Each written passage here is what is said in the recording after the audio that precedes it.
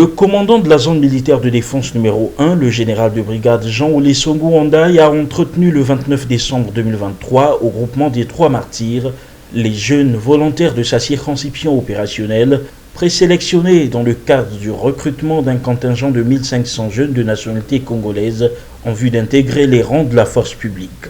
Ce, conformément aux instructions du chef de l'État, chef suprême des armées, lors du réveillon d'armes de décembre 2022. Quelques jours avant leur transfert dans les centres d'instruction pour une formation commune de base, visant à acquérir des réflexes militaires et les aptitudes fondamentales nécessaires à l'exercice du métier des armes, le moral de ces jeunes a été requinqué par l'officier général sur les fondamentaux de cette corporation militaire.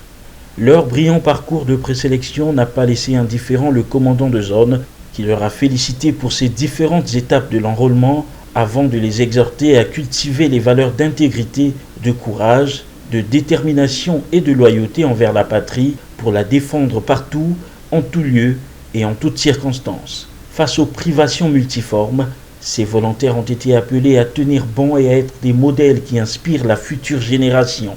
La discipline, l'abnégation, le civisme, la solidarité et la fraternité mutuelle entre frères d'armes doivent jalonner la vie de ces jeunes désireux de servir sous le drapeau. Avoir une solide condition physique et être utile pour la société, son pays et sa famille intègrent également les attentes du commandement. Le moment fut propice pour inculquer aux jeunes cette notion noble qui rappelle que le militaire n'est pas seulement un spécialiste des armes, mais aussi un bon défenseur de la patrie et un bon agent économique.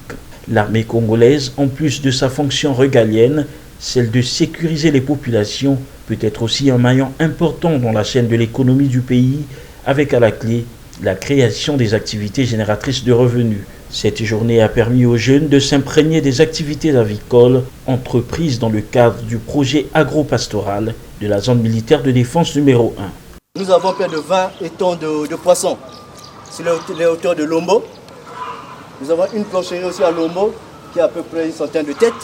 À Makola, nous avons aussi une deuxième porcherie avec aussi plus d'une centaine de têtes. Là, vous avez un poulailler. Nous élevons les pondeuses, nous produisons des œufs ici. Il y en a aussi un au quartier général là-bas. La stèle du soldat de la paix, lieu de recueillement et de mémoire de tous soldats tombés au champ d'honneur, a fait l'objet d'une présentation. En souvenir de nos frères d'armes qui ont travaillé avec nous et qui sont partis. Nous sommes en train de travailler aujourd'hui. Demain, nous partirons. Et c'est ici qu'on viendra nous honorer quand on partira. C'est ici qu'on viendra vous honorer, vous aussi, quand vous partirez. Et si jamais c'est arrivé qu'un genou de l'honneur touche le sol, eh bien c'est ici qu'on viendra l'honorer. Même si on l'enterre à Vindoulou, c'est ici qu'on viendra l'honorer. La journée du 30 décembre 2023 a été consacrée à la distribution des produits agro-pastoraux bio aux cadres et agents de la zone, au quartier général de cette circonscription opérationnelle. Des produits essentiellement composés de poules pondeuses, des œufs, des poissons et des porcs.